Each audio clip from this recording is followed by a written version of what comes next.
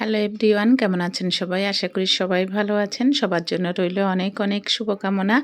তো 31st night উপলক্ষে যে অনুষ্ঠান হয়েছিল সেটারই অংশবিশেষ এখানে সবাই মিলে তারা বাচ্চারা তারা প্যাশন শো করছে এবং একজনের পর একজন এসে কী সুন্দর দেখুন, তাদের অ্যাটিটিউড দেখলেই বুঝতে পারবেন এরা যদি চর্চা করে থাকে ভবিষ্যতে অবশ্যই ভালো কিছু করতে পারবে।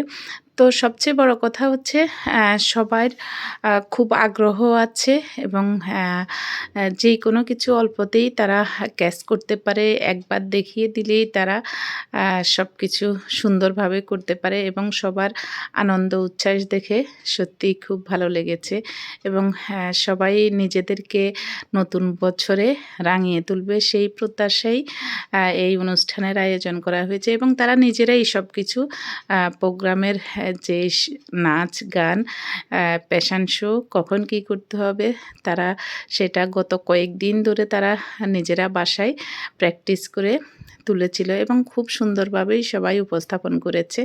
আসলে সবচেয়ে বড় কথা হচ্ছে আনন্দ, যে তারা সবাই পরীক্ষাও শেষ হয়ে গিয়েছে, যার কারণে সবাই মিলে একসাথে অনুষ্ঠান করলে মিলেমিশে কাজ করা এবং সবাই একসাথে আনন্দ ভাগাভাগি করা।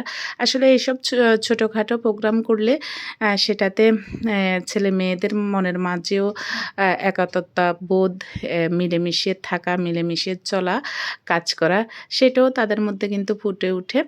তো দেখুন একজনের পর একজন কিন্তু শোতে এসে তারা অংশগ্রহণ করছে এবং তাদের যেই সক্ষমতা অ্যাবিলিটি তারা সেটা প্রদর্শন করছে।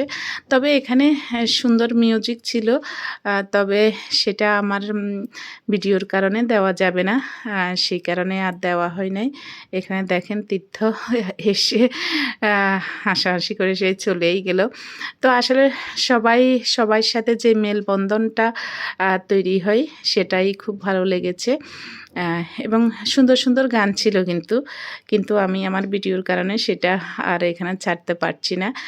প্রথমে এককভাবে তারা ফ্যাশন শোতে অংশগ্রহণ করেছে, এরপর এরা ডুয়েট আসছে এবং একদল করে সবাই অংশগ্রহণ করে যাচ্ছে এবং অডিয়েন্সও আছে চারপাশে এবং তাদেরকে সবাই হাততালি দিয়ে উৎসাহ প্রদান করছে।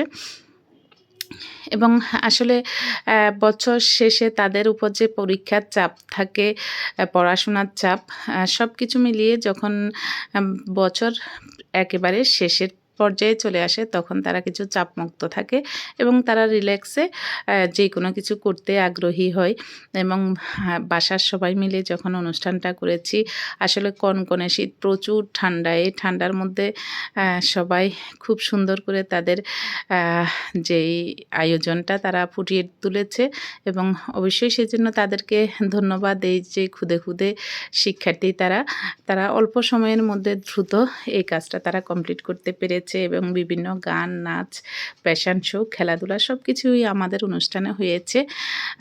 তো সত্যিই আসলে চমৎকার একটা রাত আমরা অতিবাহিত করেছি এবং নতুন ভোরের আলোয় উদ্ভাসিত হয়ে সবার জীবন আলোকিত হবে সেই প্রত্যাশাই সবাই মিলে ধুমধাম করে অনুষ্ঠান করা, খাওয়া দাওয়া করা।